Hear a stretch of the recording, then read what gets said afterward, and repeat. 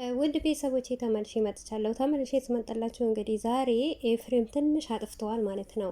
ምክንያቱም የቀረን ትንሽ ነገር ነበረች ማለት ነው። ያቺን ነገር ማሳየት ነበረባቸው ማለት ነው። የፍሻዬ በዚሁ አጋጣሚ ዛሬ በጣም ትልቅ ስህተት ሰርተሃል ማለት ነው። ሲቀጥል ይቅርታ ተባብለናል ብላችኋል ማለት ነው። በተለይ ውሽሚት እኔ እንጃልሽ አንቺ እውነት እቺ ልጅ ግን እምነት አላት ደግሞ ጌታን ማርያምን ትላለች። ወይኔ ጉዴ ፈላ። እንደው ማርያምን ቆሎ መሸጥ ያመሰለችሽ እንዴት ርካሽ ሴት ምን አይነት ሴት ናት እንደው ማለት ነው። አሁን አንቺ ወንድማማሞች ሰጣሉብሽ ማለት ነው እኮ። ሲቀጥል እኔ ይቅርታ ጠይቀኸኛልና እንዴ ማን ይሸወድልሽ ነው የኔ እናት? የተጠራቀመ ቪዲዮ እየለቀቅሽ ማለት ነው። ዛሬ ይቅርታ ጠየቀሽ አይደል? መቼ በመቼ ነው ይደርስ ጸጉርሽን የተሰራሽው? ትላንትናም የቆየ ቪዲዮ ነው የለቀቃችሁ፣ ዛሬም የቆየ ቪዲዮ ነው የለቀቃችሁ። ሆነ ብላችሁ ነው የምታረጉት። ገባችኋ?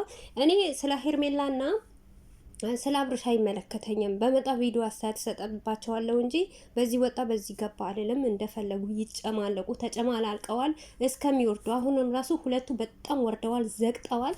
ነገር ግን እስከሚወርዱ ድረስ ገና ይረገጣል አብርሽ ማለት ነው።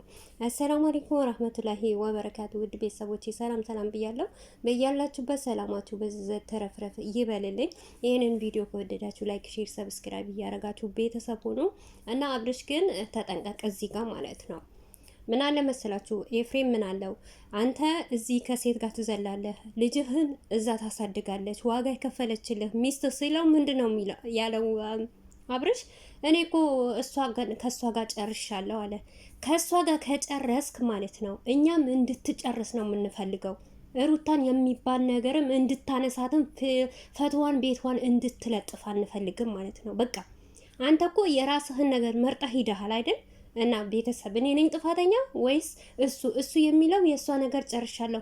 ከጨረስክ ለምንድን ነው የምትሸቀልባት ማለት ነው? ፈትዋን ለምን ትሰቅላለህ? በቃ ከጠላሃት እኮ ሁሉ ነገር ነው መጥራት ያለብህ ማለት ነው።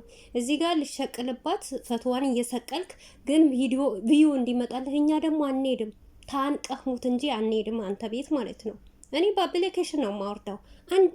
ሰሞኑ አንድ ቀን ቪዲዮን ከፍቼውም አይቼም አላውቅም።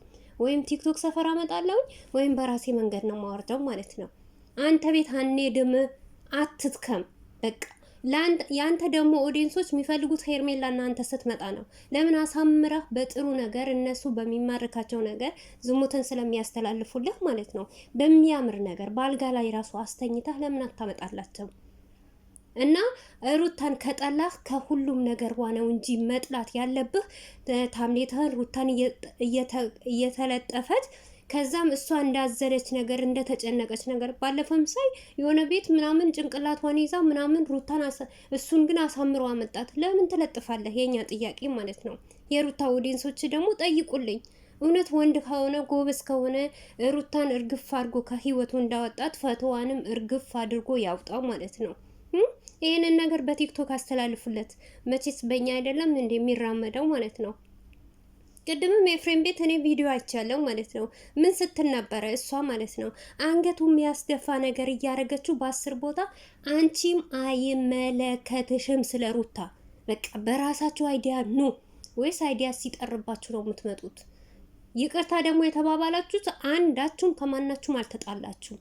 እራሳችሁ ታውቁታላችሁ ማለት ነው። እየተመካከራችሁ ነው። እንዴት ነው ሮ ውስጥ በር ሳዘጉ እናንተ ሁለታችሁ ሆናችሁ ያንን ነገር ልታረጉት እየተዘጋጃችሁ? እንዴት ኤፍሬም በር ሳይዘጋ መጣ? እያንዳንድሽ አስመሳይ ናችሁ እናንተ። ዶላር አስክራቸዋል። ነገር ግን ልጃችን የኛ ወርቅ ድንቅ ልጃችን ያለሷ መስራት ስለማትችሉ ፈትዋን አትለጥፉ። ውሽሚትም ቢሆን ቤሽ በመጣሽበት ስለ ሩታ አታውሪ። የራስሽን ነገር አውሪ። አንድ ቀን ሩታ አንቺ በሌለሽበት የአንቺን ስም አንስታ እንዲህ ነገር ብላ ተናግራ አታቅም። ተቆጠቢ ማለት ነው። በቃ አንቺ ጀግና ነሽ፣ የበላይ ነሽ፣ ጎበዝ ነሽ፣ አንበሳ ነሽ። ምክንያቱም ባልዋን ቀምተሽ ወስደሻል፣ ከልጁን አለያይተሽ የራስሽ አድርገሻል። ይሄ የአንቺ ጀግንነት ስለሆነ እና አንበሳ ይዣለሁ ብለሻል። አንበሳሽን ይዘሽ ቁጭ። አንበሳ ያይዘህ እኮ በሰው ስም አይነግድም። በሰው ፈቶ እየለጠፈ ኑ እዩልኝ አይልም። ስለዚህ አንበሳ ማለት በራሱ ነው የሚጠነቀቀው፣ በራሱ ነው የሚራመደው ማለት ነው። እኛ ደግሞ ነብሮች፣ የነብሯ እህቶች፣ ልጃችንም ነብር፣ እኛም ነብር፣ ምንም የምታርጉት ነገር አያመልጠንም። እንደናንተ ተከታታይ ወይም እንደናንተ ኦዲየንሶች እርካሽ ወይም ደግሞ የወረድን ጭንቅላታችን የተዘጋ አይደለም። እኛ ነቂነን ማለት ነው፣ ነክተናል ማለት ነው። ውሽሚት ደግሞ እንደዚህ ሁልጊዜ ማለት ነው ከአብርሽ ህይወት ካልወጣሽ ኤፍሬም አይደለም ህዝቡ ራሱ እንዲህ ነው የሚጠላሽ በስተመጨረሻ ማለት ነው። ለማየት ያብቃሽ ማለት ነው።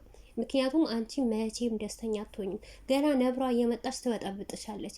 ብጥብጥ ነው የምታረግሽ ማለት ነው። አሁንም ራሱ ስለሌላችሁ ነው፣ ቡታጀራ ስለሆነችው ነው። ገባችሁ አይደል? ቡታጀራ ደግሞ ለምን ተጠራርገው እንደሄዱ አላውቅም። ሁላቸውም አንድ ላይ ነው የሄዱት ማለት ነው። ውድ ቤተሰቦቼ እኛ ልትሸውዱ አትሞክሩ። እኛ አንፈልጋችሁም። ቪዲዮ እንሰራባችኋለን እንጂ እንሸቅልባችኋለን እንጂ እናንተም እንደጠላችሁን አብርሽ ደግሞ አዲስ ኦዲየንስ እንደቀየረ እኛም ደግሞ አዲስ ደስታ ቀይረናል። በቃ አሁን ላይፋችን ከደስታና ከሩታ ጋር ነው ማለት ነው። ስለዚህ አሁን ተከፋፍላችኋል።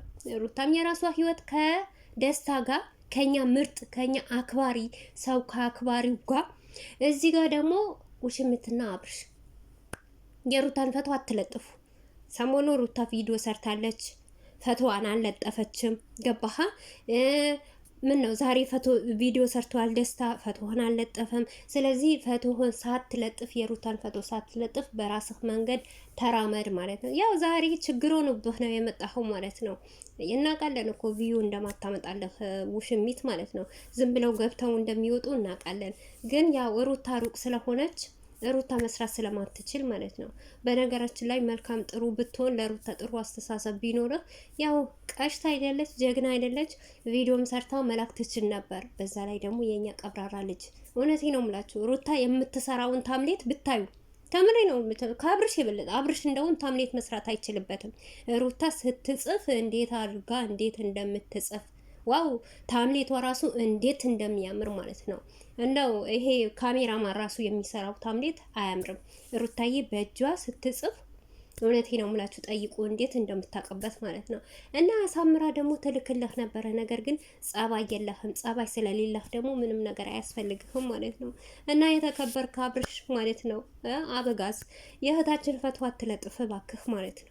እውነት አንተ ሩታን ከጠላሃት ከህይወትህን ካወጣሃት ሄርሜላን ከመረጥክ ዩቱብህም ላይ ሩታን ማየት አንፈልግም እኛ። እንደዚህ ስንልህ ደግሞ እየደጋገምክ ለጥፍ ማለት ነው። እኛን ለማናደድ አይደለም የምትሞክረው። ነጌታ ያላችሁ እሷን ጎትቶ ይመጣል እኮ ጭራሽ ፈቶዋን አትለጥፉ አሉኛ ብሎ በሆነ ነገር ነካ ያረጋትና ሩታ ቪዲዮ ለራሷ ስትሰራ ሰርቋት ደግሞ እሱ ጋር ይጭናል ማለት ነው። ገባችሁ አይደል? እና እኛ ከመናገር ወደ ኋላ አንልም። ግን እውነት ከሆነ ከተጣላህም ካልተጠራህም በቃ ለብቻህ ኑር። ለብቻ ጎረቤት አያስፈልገኝም ብቻዬ ነው የምኖረው ከውሽሚት ጋር ብለሃል። እና ውሽሚትህን ይዘህ ቪዲዮህን ስራ። የልጃችን ፈቶ ደግሞ አትለጥፍ። አዋጅ አዋጅ አዋጅ በሉ ቲክቶክ ሰፈር ማለት ነው። አዋጅ አውጡ። እውነቴ ነው የምላችሁ የልጃችን ቪዲዮ አይለጥፍ የልጃችን ፈቶ አይለጥፍብን ብላችሁ እንግዲህ ዛሬ አስተያየት ስትሰጡ እደሩ። ነገ ደግሞ እሷንም ተሸክሟት ይመጣል ማለት ነው። ሲያስለቅሳት ይመጣል እኮ እውነቴ ነው የምላችሁ። ስለ ሩታ እኮ ሩታን አትንካብን ብለን እሪ ስንል ማለት ነው እሱ ያው ከኛ ጋር አይደል ፉክክር ያለው ሩታን ደግሞ እያስለቀሰ ወይም ደግሞ የሆነ ነገር እያደረገ ነው ይዟት የሚመጣው ማለት ነው።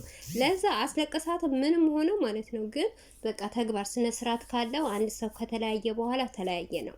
ስም ማንሳት የለም፣ ፈቶ መለጠፍ የለም፣ ምናምን ነገር ማስታወቂያ የለም፣ ስለ ሩታ ማውራት የለም። ገባህ አብርሽ? እና ወንድምህ ደግሞ ከውሽሚት ከታሳለች ችግር የለውም።